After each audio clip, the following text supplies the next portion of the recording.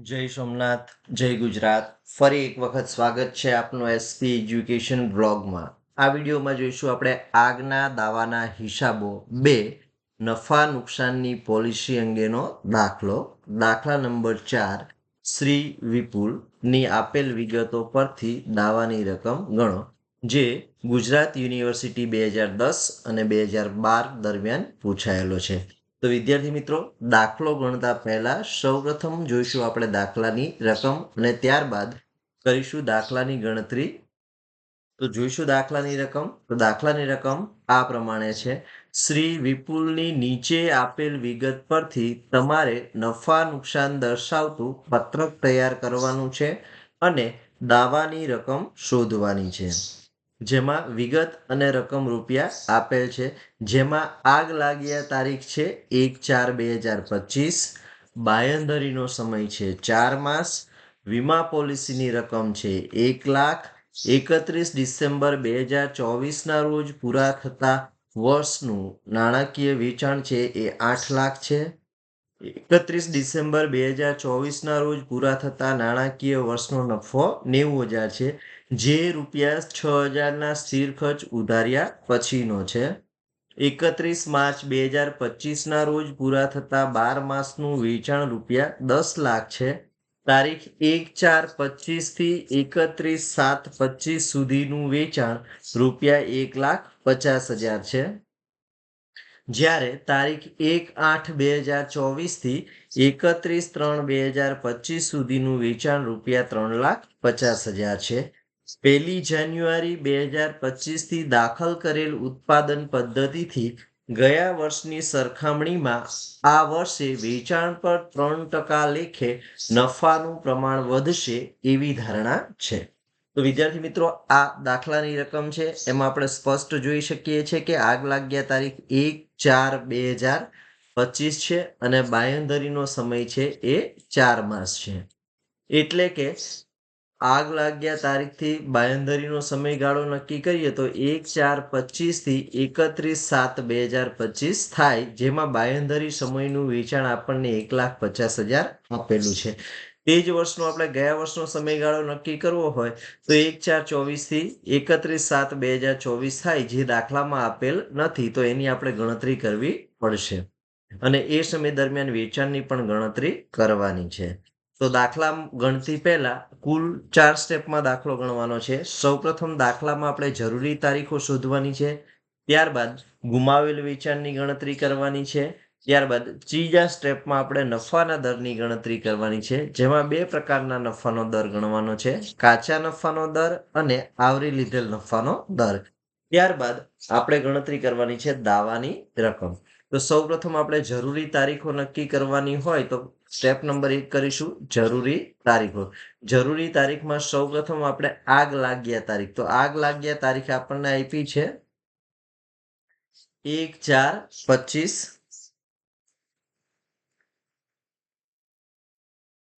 ત્યારબાદ આપણને બાંયધરીનો સમય આપ્યો છે 4 માસ. તો બાંયધરીનો સમયગાળામાં લખીશું આપણે 4 માસ. હવે બાંયધરી સમયગાળો નક્કી કરવો હોય તો શું થશે? તો કે તારીખ 1/4/25 થી 31/7/2025 છે એ બાંયધરીનો સમયગાળો નક્કી થશે. હવે બાંયધરીનો સમયગાળો આપણે તે જ વર્ષનો ગયા વર્ષનો બાંયધરીનો સમયગાળો નક્કી કરવો છે, તો 1/4/24 થી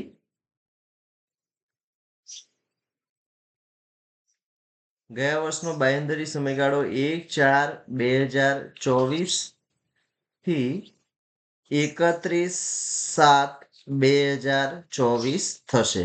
હવે આગ લાગ્યા તારીખ અગાઉના 12 માસનું વેચાણ શોધવું હોય તો આગ 1/4/2025 રોજ લાગી છે, તો પૂરું થશે 31/4/2025. તો આગળનું જે 12 માસનો સમયગાળો છે એ નક્કી કરીએ તો તારીખ 1/4/2024 થી તારીખ 31/3/2025 આગ લાગ્યા તારીખ અગાઉના 12 માસ થશે.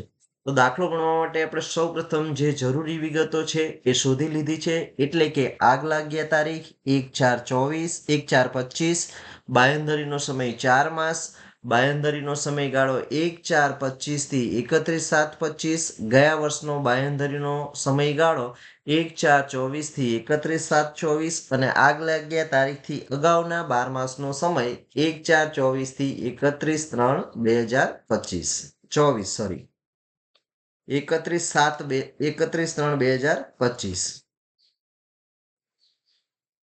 ત્યારબાદ આપણે સ્ટેપ નંબર 2 કરવાનું છે ગુમાવેલ વેચાણની ગણતરી. તો ગુમાવેલ વેચાણની ગણતરી કરતી વખતે આપણે ધ્યાનમાં રાખવાનું છે ગયા વર્ષનો બાંયધરી સમયગાળાનું વેચાણ, એટલે કે 1/4/24 થી 31/7/2024 સુધીનું વેચાણ. તો દાખલામાં આપણે જોઈએ છે કે આપણને 1/4/24 થી 31/7/24 નું વેચાણ આપ્યું નથી, પરંતુ આપણને તારીખ 1/4/24 થી 31/3/2025 ના 12 માસનું વેચાણ આપ્યું છે ₹10,00,000. તો આપણે બાંયધરી સમયગાળાનું વેચાણ શોધવાનું છે. તો બાંયધરી સમયગાળાનું વેચાણ શોધવા માટે આપણે તારીખમાં લખીશું 1/4/24 થી 31/7/24 નું વેચાણ શોધવાનું છે, જેમાં આપણને 1/4/24 થી 31/3/2025 ના રોજ પૂરા થતા 12 માસનું વેચાણ ₹10,00,000 આપ્યું છે. તો વેચાણ લખીશું આપણે 10,00,000.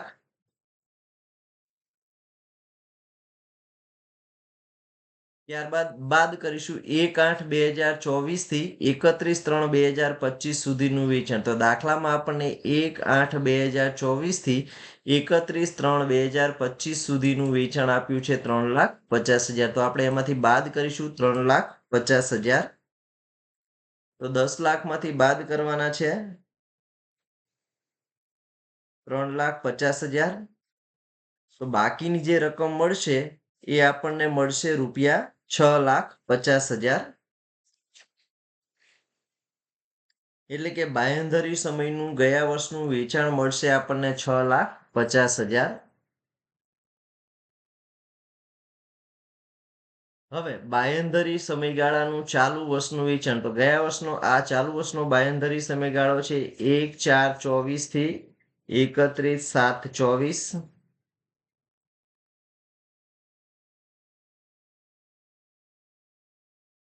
જેનું વેચાણ દાખલામાં આપણને આપ્યું છે 1/4/24 થી 31/7/24 નું 1,50,000. તો 6,50,000 માંથી આપણે બાદ કરીશું 1,50,000. તો ગુમાવેલ વેચાણ છે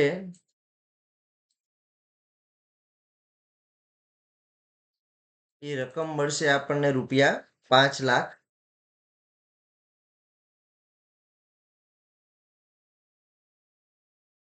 તો 6,50,000 માંથી 1,50,000 બાદ કરીશું તો ગુમાવેલ વેચાણ મળશે ₹5,00,000.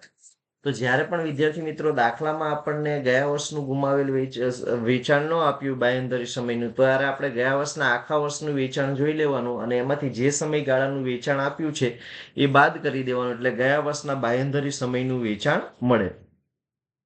અને એમાંથી આપણે આ વેચાણ બાદ કરી દેવાનું છે. ચાલો, તો બાંયધરી સમયગાળાનું વેચાણ આપણને ગુમાવેલ વેચાણની ગણતરી કરી લીધી છે. હવે આપણે નફાના દરની ગણતરી કરવાની છે. નફાના દર માટે સૂત્ર યાદ રાખવાનું છે ગયા વર્ષનો નફો વત્તા ગયા વર્ષના સ્થિર ખર્ચ છેદમાં ગયા વર્ષનું વેચાણ ગુણ્યા 100. તો ગયા વર્ષનો નફો આપણને દાખલામાં આપ્યો છે 90,000, સ્થિર ખર્ચા છે ₹6,000 અને એ નાણાકીય વર્ષનું વેચાણ છે ₹8,00,000. તો 90,000, 6,000 અને 8,000 આપણે સૂત્રમાં મૂકવાના છે. તો ગયા વર્ષના નફા બરાબર મૂકીશું આપણે 90,000. ગયા વર્ષના સ્થિર ખર્ચ બરાબર મૂકીશું આપણે 6,000 અને ગયા વર્ષનું વેચાણ બરાબર મૂકીશું આપણે 8,00,000. 90,000 વત્તા 6,000 કરીશું તો રકમ મળશે આપણને 96,000 ભાગ્યા વેચાણ કરીશું 8,00,000. 96,000 ભાગ્યા 8,00,000 કરીશું તો 12 × 8 = 96, એટલે કાચા નફાનો દર મળશે આપણને 12%. હવે દાખલામાં આપણને સૂચના આપી છે કે 1 જાન્યુઆરી 2025 થી દાખલ કરેલ ઉત્પાદન પદ્ધતિથી ગયા વર્ષની સરખામણીમાં વેચાણ પર 3% લેખે નફાનું પ્રમાણ વધશે.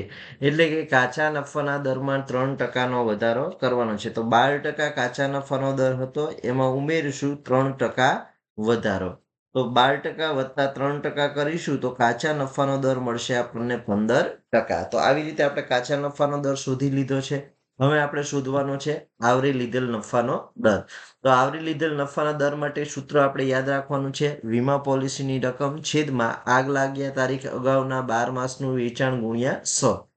તો દાખલામાં આપણે સ્પષ્ટ જોઈ શકીએ છીએ કે વીમા પોલિસીની રકમ છે ₹1 લાખ અને આગ લાગ્યા તારીખ અગાઉના 12 માસનું વેચાણ છે ₹10 લાખ. એટલે કે 1 લાખને આપણે 10 લાખ વડે ભાગીશું અને આવરી લીધેલ નફાનો દર શોધીશું. તો વીમા પોલિસીની રકમ બરાબર મૂકીશું 1 લાખ. આગ લાગ્યા તારીખ અગાઉના 12 માસનું વેચાણ છે ₹10 લાખ ગુણ્યા 100. 1 લાખ ભાગ્યા 10 લાખ ગુણ્યા 100 કરીશું તો આપણને આવરી લીધેલ નફાનો દર મળશે 10%. હવે આપણને બંને પ્રકારના નફાના દર મળી ગયા છે. એટલે કે કાચા નફાનો દર આપણને મળ્યો છે 15% અને આવરી લીધેલ નફાનો દર મળ્યો છે 10%. ગુમાવેલ વેચાણની રકમ આપણને દાખલામાં મળી છે ₹5 લાખ. તો ઓછા નફાનો દર અને ગુમાવેલ વેચાણની રકમની ગણતરી ધ્યાનમાં લઈ આપણે દાવાની રકમ શોધવાની છે. તો સ્ટેપ નંબર 4 કરીશું, દાવાની રકમ. દાવાની રકમ બરાબર ગુમાવેલ વેચાણ ગુણ્યા નફાની ઓછી ટકાવારી. તો ગુમાવેલ વેચાણ આપણને સ્ટેપ નંબર 1 માં મળ્યું છે ₹5 લાખ ગુણ્યા નફાની ઓછી ટકાવારી મળી છે 10%. 5 લાખના 10% કરીશું તો આપણને મળશે દાવાની રકમ ₹50,000. તો આવી રીતે દાવાની રકમ શોધી. જ્યારે પણ આગના દાવાના હિસાબો 2 એટલે કે નફાની પારિમાણિક નુકસાનની પોલિસી હેઠળ આપણે દાખલો ગણવાનો હોય ત્યારે કુલ 4 સ્ટેપમાં દાખલો ગણવાનો છે. સૌપ્રથમ આપણે જરૂરી તારીખો નક્કી કરી લેવાની છે. ત્યારબાદ જરૂરી તારીખને આધારે ગયા વર્ષના બાંયધરી સમયનું વેચાણમાંથી આપણે ચાલુ વર્ષનું બાંયધરી સમયનું વેચાણ બાદ કરી ગુમાવેલ વેચાણની ગણતરી કરવાની છે. ત્યારબાદ 2 નફાની ટકાવારી ગણવાની છે, જેમાં કાચા નફાના દરનો ટકા અને આવરી લીધેલ નફાનો દરનો ટકા. બેમાંથી જે ટકાની ટકાવારી ઓછી હોય તે દાવાની રકમ ગણતી વખતે ધ્યાનમાં લેવાની છે. અને દાવાની રકમ માટે યાદ રાખવાનું છે સૂત્ર, ગુમાવેલ વેચાણ ગુણ્યા નફાની ઓછી ટકાવારી. આવો જ એક દાખલો છે જે આપ જાતે ગણવા માટે પ્રયત્ન કરશો. તો દાખલાની રકમ આ પ્રમાણે છે. નીચે આપેલી વિગતો પરથી નફા નુકસાન દર્શાવતું પત્રક તૈયાર કરવાનું છે અને દાવાની રકમ શોધવાની છે.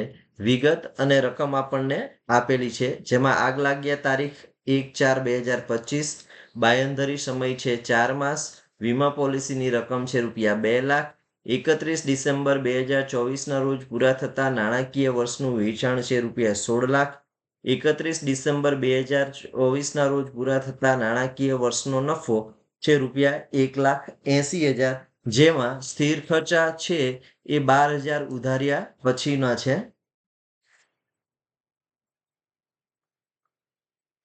ત્યારબાદ આપણને 31મી માર્ચ 2025ના રોજ પૂરા થતા 12 માસનું વેચાણ છે એ ₹20 લાખ છે.